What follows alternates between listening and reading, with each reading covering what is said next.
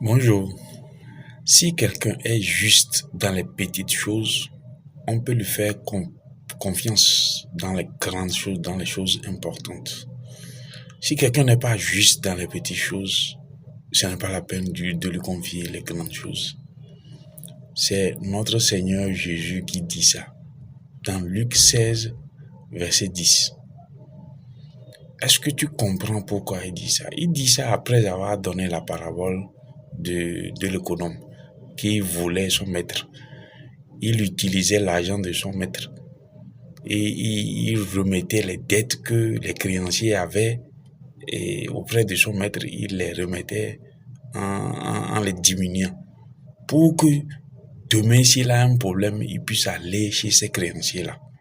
Il était en train de préparer son avenir. Et son maître n'était pas énervé.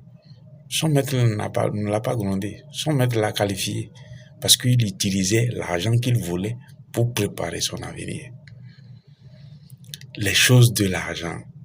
Pourquoi Jésus dit que si quelqu'un est fidèle dans les petites choses, on peut lui confier ou bien on peut lui faire confiance dans les choses les plus importantes.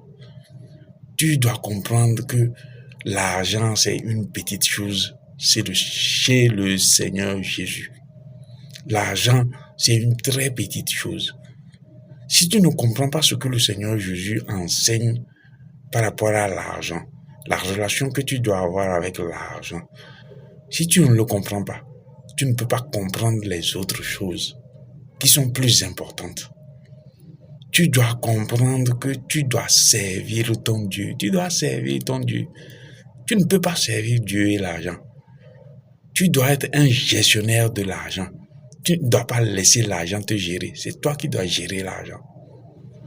Tu dois être quelqu'un qui donne. Tu dois te voir comme quelqu'un qui en a pour pouvoir donner. Si tu te vois comme quelqu'un qui n'en a pas, tu ne donneras jamais.